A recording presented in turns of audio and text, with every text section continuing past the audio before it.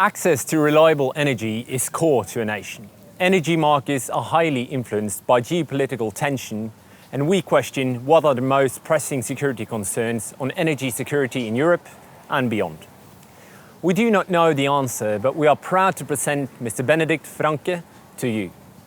He is the CEO of Munich Security Conference, the leading platform for discussions on global security policies. Let's hear his answer. Over to Program Director Ingvild Mæland, who took a chat with him this week.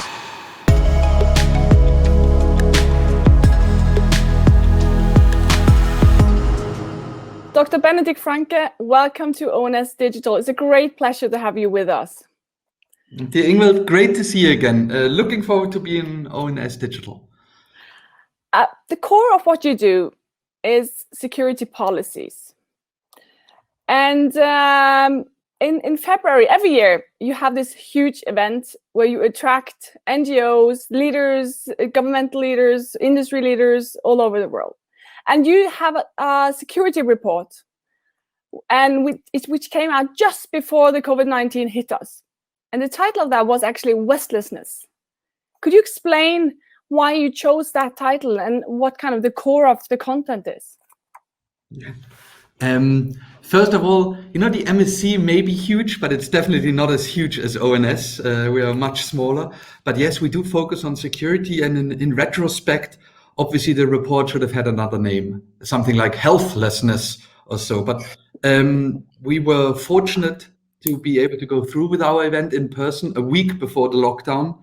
And while we did put some emphasis on health security in the conference, we had a big speech by the WHO Secretary General, we didn't give it the emphasis it would have deserved in retrospect. What we thought was the biggest problem at the time was what we called Westlessness. This feeling that the Western project is decaying, that the West is under attack from within and without, that the world is becoming less Western, and that the West is becoming less Western.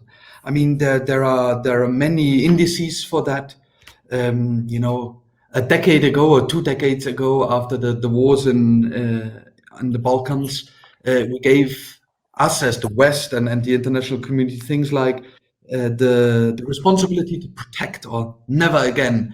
And what you've seen over the last couple of years is a West that has not been able to tackle or solve some of the key problems of this world.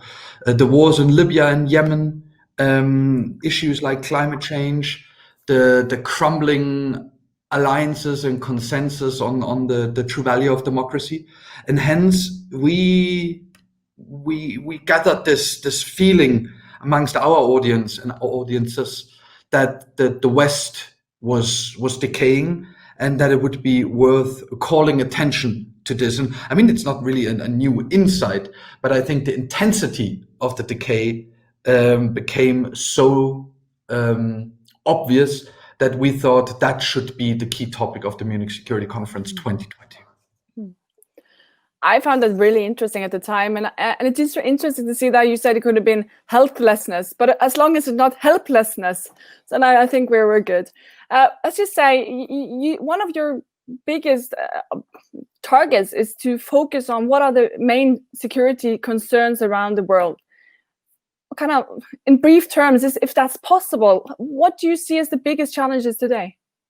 Okay, you see, I think there are 3 challenges related to COVID, and then 3 other topics independently of COVID that we would need to look at. With COVID, I mean, first of all, we need to get through this crisis without permanent damage to our way of life, our societies, our democratic processes, stability of our global system. That's the first. Second, we need to use the current crisis in accordance with the motto, never let a good crisis go to waste, to maybe unplug a couple of issues. We need to instrumentalize the crisis to see what we can tackle, what we can do, how we can maybe use even technology that has really gone through the roof in many ways to unblock a couple of problems. I mean, diplomacy has totally changed over the last 6 months.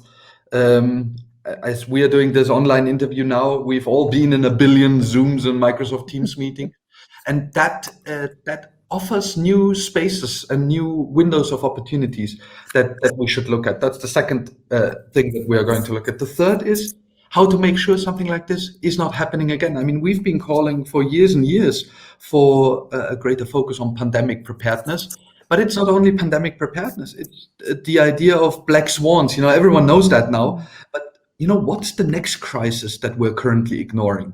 Everyone knew that a pandemic could come and still we weren't prepared. What's the next issue that we're currently ignoring? Those are the three things related to COVID. And then unrelated to COVID, great power conflict, the sort of situation of Europe stuck between the two poles of China and the US, with Russia's position not quite clear. The increasing threats to our democratic processes, both again from within and without, that's something that we are massively concerned for, and that we would like to support a reconsideration of how to strengthen the soft underbelly of democracy, both through technology, but also through education and the redesign of certain processes. And then obviously there are sort of a bazillion crises that have fallen off the agenda while we are all busy with COVID.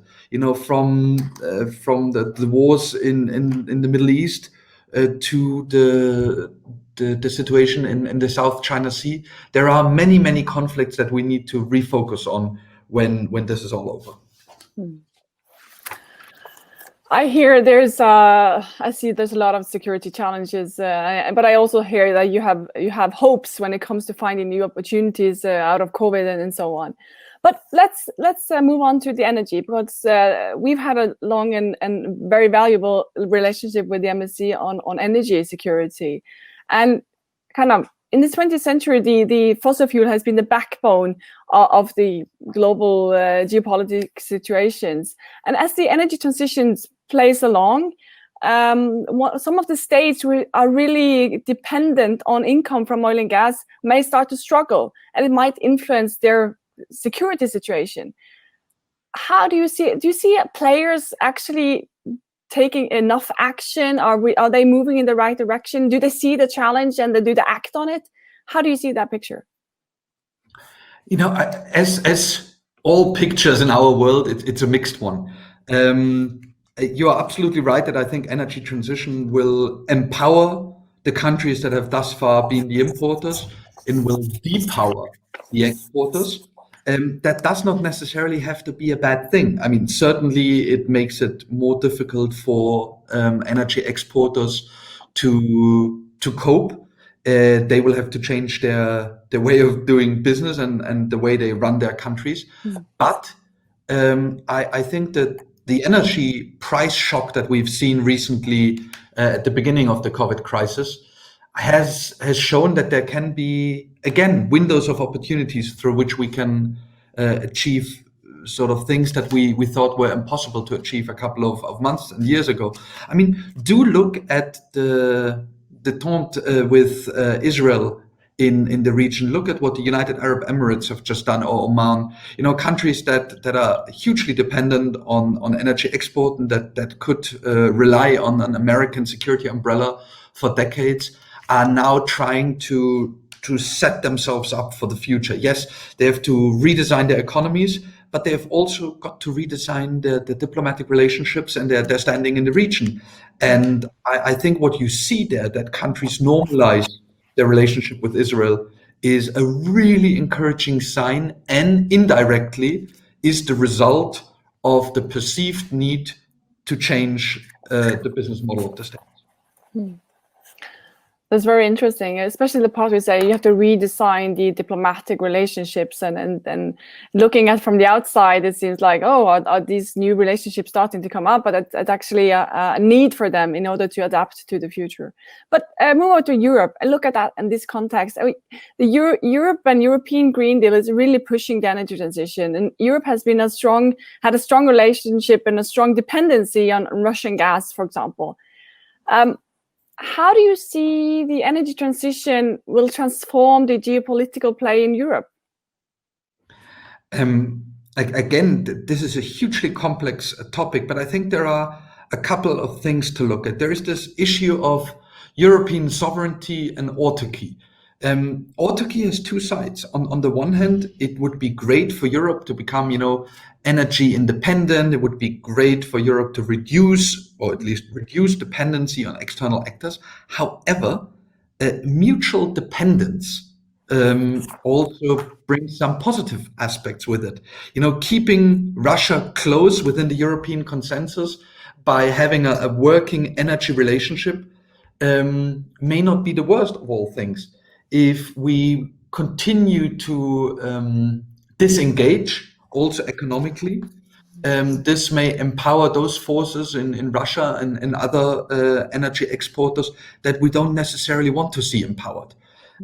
We at the MSC obviously believe that Europe should do much more to come up with a consistent and coherent and coordinated energy policy, but I think that must go hand in hand with its foreign policy.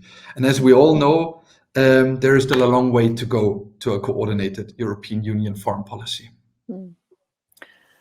So you're saying that Europe needs to find its place in the great power play and kind of find how that fits into kind of the energy security situation.